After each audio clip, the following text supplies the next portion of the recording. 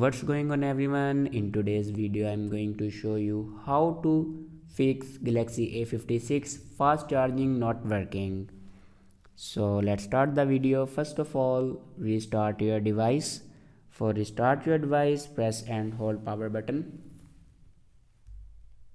and then click on restart. After restart your device, then open settings and scroll down and click on battery. Now scroll down and click on charging settings. Now here you can turn on your fast charging. After turn on your fast charging, then go back to your home screen and check your charger works properly or not. If it doesn't work properly, then update a new one charger.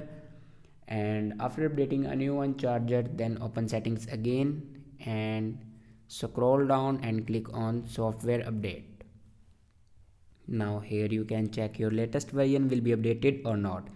If it doesn't update to latest version, then update it to latest version. After updating a latest version, your problem will be fixed. I hope this video is helpful for you. Thanks for watching.